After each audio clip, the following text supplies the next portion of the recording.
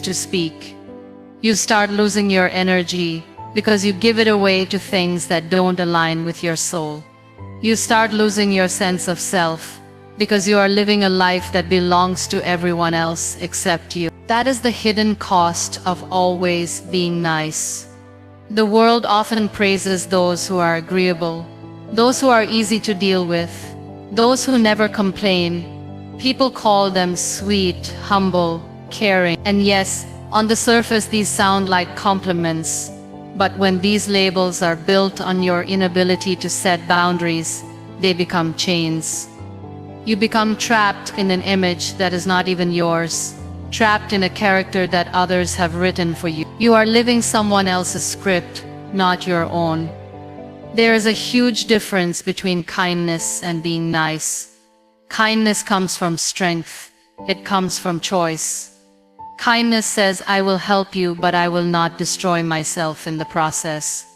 Niceness, on the other hand, comes from fear. Niceness says, I will help you, even if it breaks me, because I'm scared you won't like me if I don't. Can you feel the difference? One comes from a place of empowerment, the other from a place of insecurity. One builds you, the other destroys you. So many people carry the weight of unwanted yeses on their shoulders. They go to gatherings they never wanted to attend. They lend money they cannot afford to give. They agree to projects that leave them drained. Later they sit alone with resentment, wondering why they feel so unseen, so unheard, so unloved. But how can the world hear your no if you never allow yourself to speak it? How can people respect your boundaries if you never show them where those boundaries are? Silence is not respect, silence is permission. When you keep saying yes against your will, you are telling the world that you are available for everything and anything, and the world believes you. People will keep coming, knocking, demanding, and you will keep giving. Until one day you realize there is nothing left of you. That is the danger of being too nice. It is not just about overcommitting, it is about erasing yourself piece by piece. Learning to say no is not arrogance, it is self-respect. Refusing to do something that feels wrong is not selfish, it is wisdom. Protecting your time, your energy, your mental peace is not rudeness, it is survival. When your heart says no and your mouth also learns to say no, you step into your truth. You show up for yourself the way you have always shown up for others. You start building a life that feels right, not a life that just looks right to everyone else. The first time you say no, it might feel uncomfortable. You might feel guilt rise in your chest. You might hear the echo of old voices telling you that you are being unkind. But with time, you will realize that guilt is not the truth. It is just the discomfort of breaking a habit that never served you. The more you practice, the freer you will feel. And one day, you will look back and realize that every no you said was actually a yes to yourself. Niceness without boundaries leads to self-betrayal, and that is a truth many people learn too late in life. At first, it feels harmless. You tell yourself it's easier to avoid conflict, to keep everyone happy, to avoid being seen as difficult. You convince yourself that your silence keeps the peace, that your sacrifices prove your love, that your willingness to bend shows strength. But slowly, quietly, something begins to break inside you. You realize that by constantly giving in, you are not protecting relationships. You are destroying yourself. What you call being nice is actually a slow erosion of your identity, a silent agreement to betray who you really are. Boundaries are not walls. They are the lines that protect your dignity. They are the invisible fences that tell the world, this is where I end, and this is where you begin. Without them, people walk into your life with dirty shoes, leaving footprints on your soul. They take without asking. They expect without appreciating. They demand without considering. And the worst part is, you allow it because you think that saying yes makes you good. and saying no makes you bad. But in reality, every yes that violates your heart is a crack in your self-worth. Think about the times you agreed to something you didn't want to do. Maybe you stayed longer at work when you were already exhausted. Maybe you listened to someone's endless complaints even though you had no energy left. Maybe you said yes to lending money you couldn't spare, or to attending a gathering that drained your spirit. In those moments, what happened to your voice? You buried it under the weight of others' expectations. You told yourself it didn't matter, that it was just one small thing. But each small act of silence, each ignored no, is a seed of betrayal. Those seeds grow into resentment, bitterness, and anger, not at others, but at yourself. When you live without boundaries, you teach people how to treat you. You show them that your time is negotiable, your energy is disposable, your needs are secondary. And because you never speak up, they assume you are fine. They assume you don't mind. They assume you exist to carry their weight. Soon, you find yourself stuck in roles you never agreed to play. The one who always fixes, the one who always listens, the one who always shows up, no matter the cost. And while others feel satisfied, you feel invisible. Self-betrayal is not always loud. It doesn't always look like a dramatic sacrifice. Sometimes it is simply the quiet acceptance of things you don't want. It is smiling when you want to cry. It is nodding when you want to shake your head. It is staying silent when your soul is begging to speak. The longer you live this way, the more disconnected you become from your own truth. You forget what you actually want, what you actually need, because you are so busy living for everyone else. Boundaries are not a punishment to others. They are a gift to yourself. They allow you to protect your energy, to honor your time, to stand by your values. They help you separate kindness from self-sacrifice. They remind you that love without limits is not love, it is surrender. When you learn to draw the line, you stop betraying yourself. You stop agreeing to things that go against your spirit. You start showing up in relationships with honesty instead of resentment. You start choosing authenticity over approval. It takes courage to set boundaries, because not everyone will like it. Some people will call you selfish. Some will say you've changed. Some will be upset that they can no longer use you the way they used to. But their discomfort is not your responsibility. Your responsibility is to protect your own heart, because if you betray yourself for the sake of others, you will lose both, them and you, and nothing is worth that price.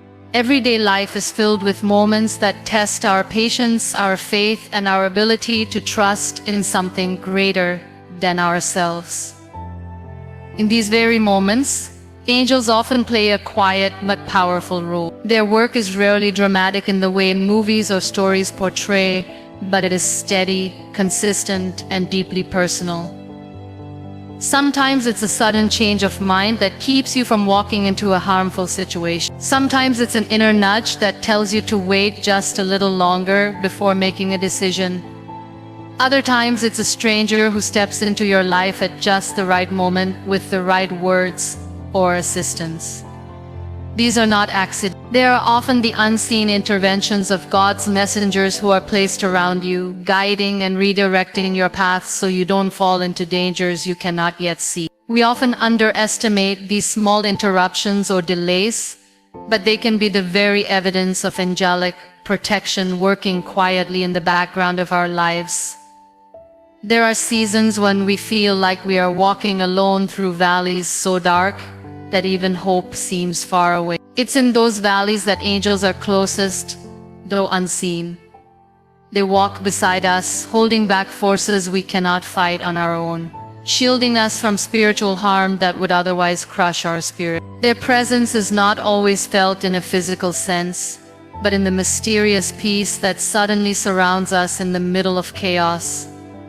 Think of the moments when you should have broken down, when fear should have overtaken you, yet you found a calmness you could not explain. That peace was not a coincidence. It was a shield placed around you, a heavenly assurance that you were not abandoned. Angels work in these invisible ways, guarding your mind and your spirit, giving you strength to endure storms that would have otherwise destroyed you. At times, protection does not only mean being saved from harm, but also being prepared for what is to come. Angels are not only guards, but also messengers of preparation. They arrange circumstances, align encounters, and open your eyes to lessons you need before stepping into the next stage of your life. This is why delays, closed doors, and unexpected detours can often be blessings in disguise. While you may see them as disappointments, in reality they are acts of protection. An angel may keep you from entering a path not meant for you, because on the other side of that path lies harm or destruction. What seems like a setback may actually be a redirection towards safety, and only when you look back later do you realize that what you thought was loss was really a shield covering you from unseen harm. Even in moments of danger, their presence is unmistakable. How many times have we heard stories of people surviving accidents, disasters, or illnesses against all odds? Doctors may call it a miracle, survivors may describe it as luck. But in the unseen realm, it is often the result of angelic intervention. A hand stronger than human pulled them back. A shield greater than any weapon covered them. A force beyond explanation stood between them and death. These testimonies echo the truth that angels are real, and their mission is to protect those whom God has marked for a greater purpose. And while we may not see their wings or hear their voices, their work surrounds us daily, guarding us from dangers known and unknown, guiding us through paths, both light and dark, and reminding us that in every moment, we are never truly alone. Kindness is strength, but it must begin with yourself.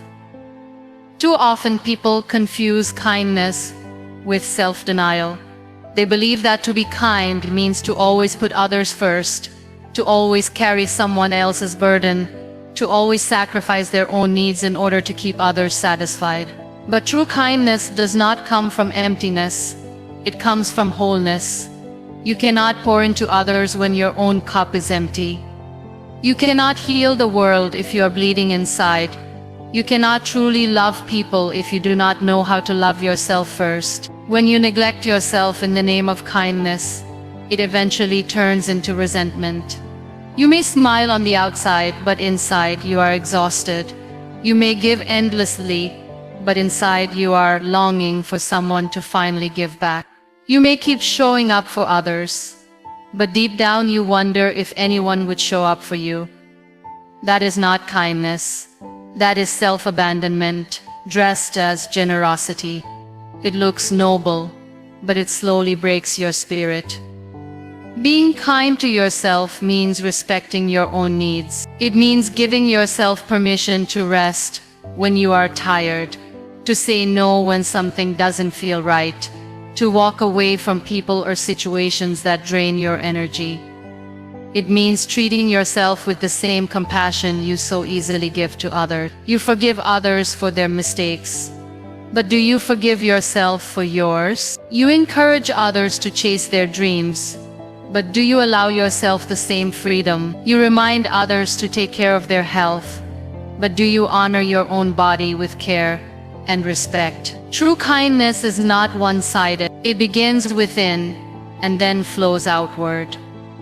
There is a false belief that putting yourself first is selfish, but selfishness is taking from others without giving back, while self-kindness is taking care of yourself so you can show up more fully for others. A burned-out person cannot serve. A broken soul cannot uplift.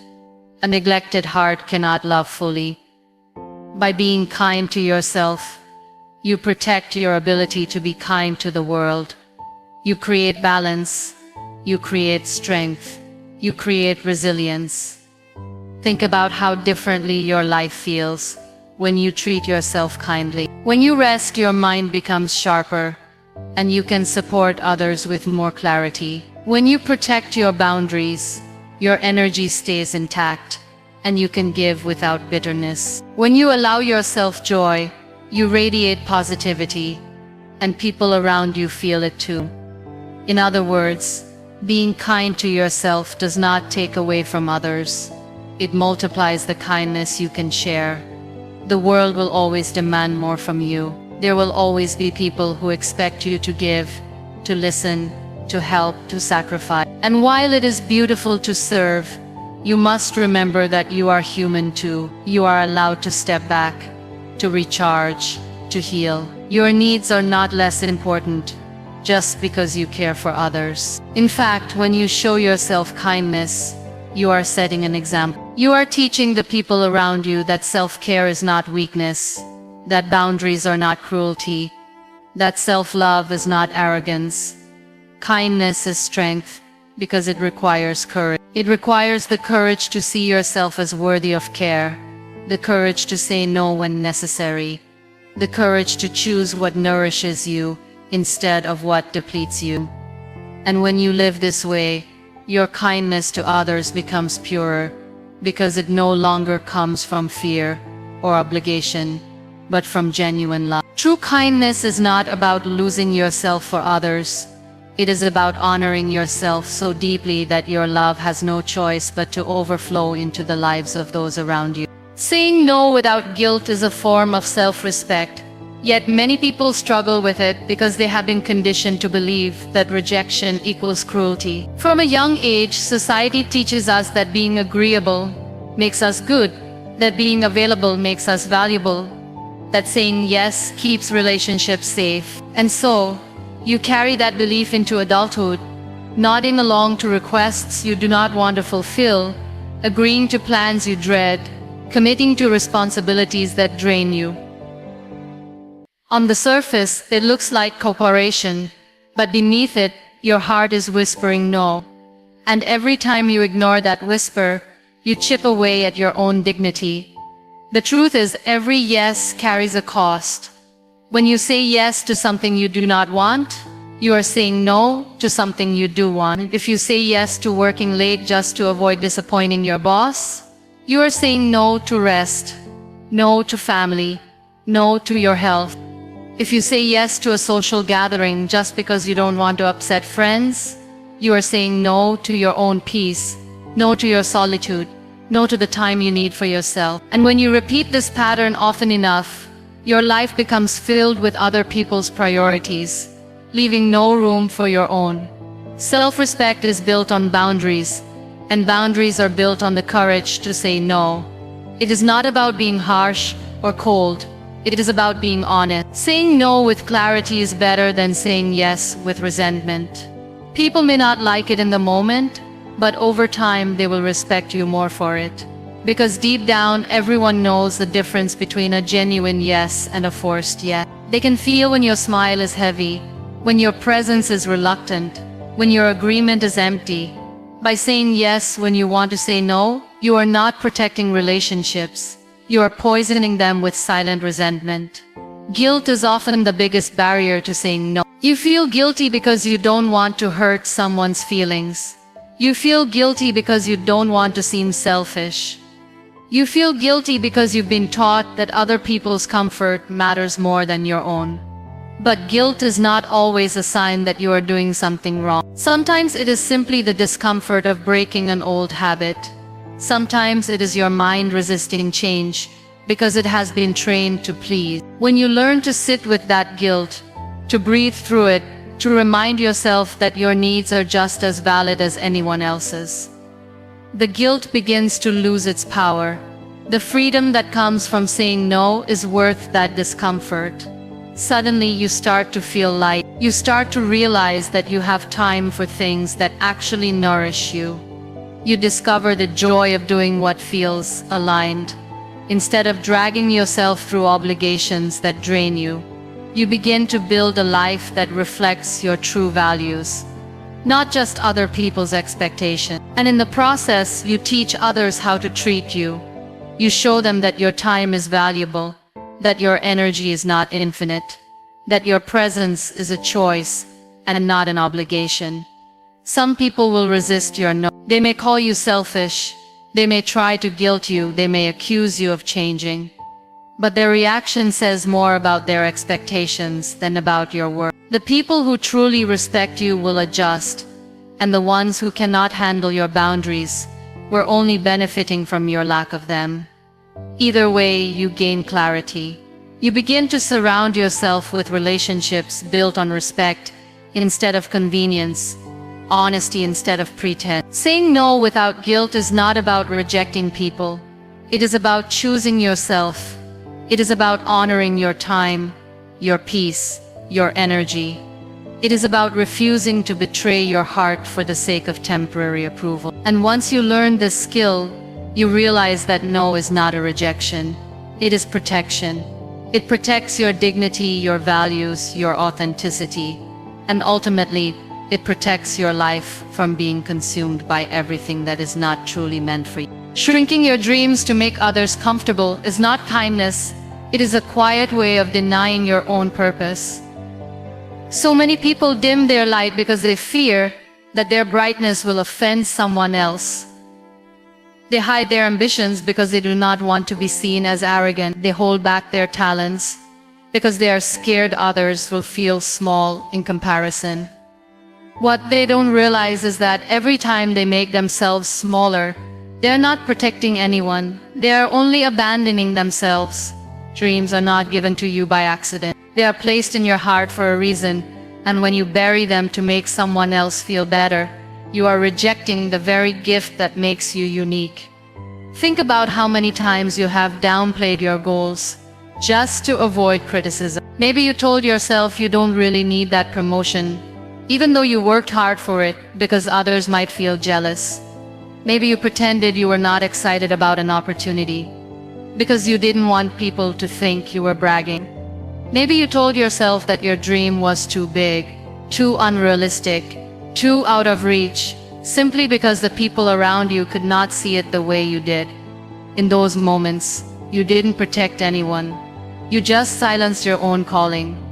The truth is, no one benefits when you play small. People may feel more comfortable when you shrink. But comfort does not inspire. Comfort does not lead. Comfort does not change lives. It is your courage to dream out loud, your willingness to walk boldly in your purpose, that stirs something in others. When you live fully, you give others permission to do the same. When you let your light shine, you show others that they can shine too. By shrinking, you rob not only yourself, but also those who could have been inspired by your example. There will always be people who are uncomfortable with your growth. Some will criticize because they feel threatened. Some will distance themselves because they cannot handle the pace of your journey. Some will try to convince you to stop because they gave up on their own dreams long ago. But their reactions are not a reflection of your worth. They are a reflection of their own fears.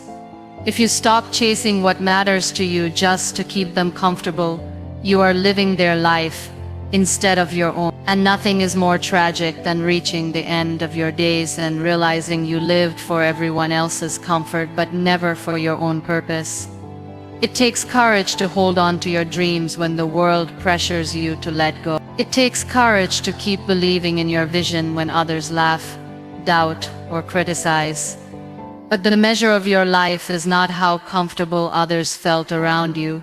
It is how true you were to the fire burning inside you. Every dream that is silenced leaves an emptiness, a story untold, a song unsung. And every dream that is pursued, no matter how imperfectly, becomes a testimony of courage. Do not confuse kindness with self-erasure.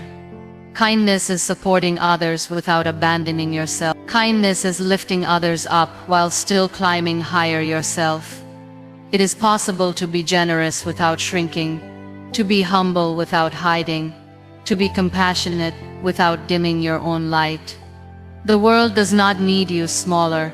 It needs you whole. It needs your vision, your ideas, your passion, and your fire. When you stop shrinking, you stop betraying yourself and start honoring the dream that was placed in your heart for a reason. Stop lowering your voice just so others can be louder. Because every time you silence yourself, you are telling your soul that it does not matter.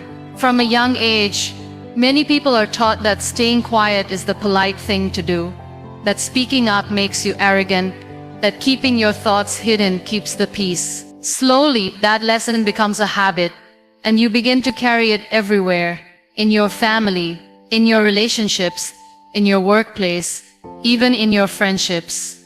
You find yourself holding back your ideas in meetings because you don't want to seem too bold. You swallow your feelings in conversations because you don't want to upset anyone. You keep your opinions tucked away because you are afraid of being judged. And while the world gets louder, you grow quieter. Not because you have nothing to say, but because you have trained yourself to believe that your voice is less important. The truth is, your voice was never meant to be hidden. It carries your perspective, your wisdom, your experiences, and your truth. Every time you lower it, you shrink your presence in the world. You allow others to occupy the space that was also meant for you. It may seem harmless in the moment, but over time it chips away at your confidence. You start believing that maybe your ideas really aren't good enough. Maybe your feelings really don't matter. Maybe your story really isn't worth sharing. And that is the cruelest effect of silence. It convinces you of lies that were never true. People who are louder are not always more right. People who dominate conversations are not always wiser. Sometimes the loudest voices are just the most persistent ones, not the most valuable. Yet when you keep lowering yourself, you let noise win over truth. You let volume replace substance. You let others decide the narrative, while you stand in the shadows of your own life. Speaking up is not about being rude. It is about being real. It is about giving yourself the permission to exist fully, without apology. It is about allowing your heart to translate into words, even if those words are not perfect. Your voice is not meant to compete with others. It is meant to complement, to challenge, to contribute. And every time you stay silent, the world loses a piece of wisdom it could have learned from you. Think of how many opportunities are lost because of silence. How many times you knew the answer, but didn't raise your hand. How many times you felt uncomfortable but didn't speak up. How many times you wanted to express love, or pain, or hope, but swallowed it instead. Each of those moments is a reminder that your silence does not protect you. It only erases you. When you stop lowering your voice, you start honoring yourself. You begin to realize that your words carry weight, and that weight deserves to be placed on the table with everyone else's. You start seeing that your perspective is not less valuable. It is simply different, and that difference is exactly what makes it powerful. You begin to live with integrity, because you are no longer hiding the truth of who you are. Of course, some people will not like it. They are used to your silence. They are comfortable with your compliance. When you finally speak, they may resist. They may call you difficult. They may accuse you of changing. But that is not a sign that you are wrong. It is a sign that your voice is finally being heard. And sometimes the discomfort of others is the clearest proof that you are standing in your power. You do not have to shout to be strong. You do not have to be harsh to be firm. You simply have to stop lowering yourself for the comfort of others. Your voice deserves, your truth deserves volume. Your soul deserves to be heard. You were not born to please everyone. You were born to live your truth. From childhood, many are conditioned to seek approval, to crave validation, to adjust their choices so others will clap for them. At first it seems harmless, almost natural, because everyone wants to be accepted. But over time, that hunger for approval becomes a prison. You start measuring your worth by how others see you, by how many compliments you get, by how many people are happy with you. Slowly you lose touch with who you really are, because your life becomes a reflection of other people's expectations instead of your own values. Pleasing everyone is impossible. No matter how hard you try, someone will always find fault. If you speak your truth, some will call you bold, others will call you rude. If you stay quiet, some will say you are wise, others will say you are weak. If you choose to follow your dream, some will cheer for you, others will say you are selfish. The same action that earns praise from one person will bring criticism from another. So why waste your life chasing the impossible goal of universal approval? The price you pay is your own authenticity.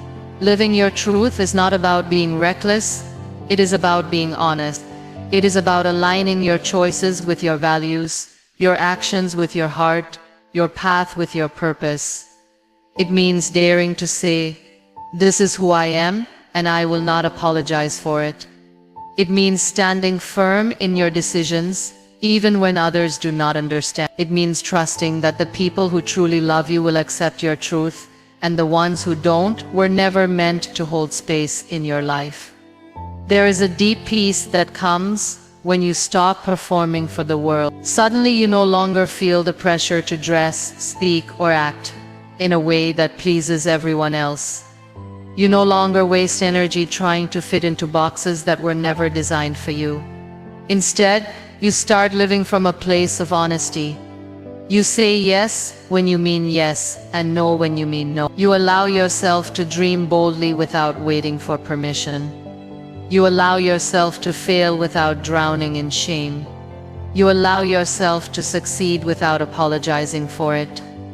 That kind of freedom cannot exist as long as your life is centered on pleasing others. Of course, living your truth has a cost. Some people will leave, some will misunderstand you, some will spread their judgments, because your authenticity threatens the masks they wear. But those who leave were not meant to walk your full journey. And those who stay, the ones who see you, hear you, and love you without conditions, will give you a sense of belonging deeper than the shallow approval of the crowd. The relationships built on truth are the ones that last because they are grounded in who you really are, not in who you pretend to be. Every day you choose between two lives, the life of approval or the life of authenticity. The first looks easier in the short term but empties you in the long run. The second feels harder in the beginning but fills you with purpose and strength. One keeps you small and tired, the other allows you to grow and breathe. And the beautiful thing is, once you step into your truth, you will attract people, opportunities, and paths that were always meant for you. You were not created to be a mirror of others' expectations. You were created to be a light of your own.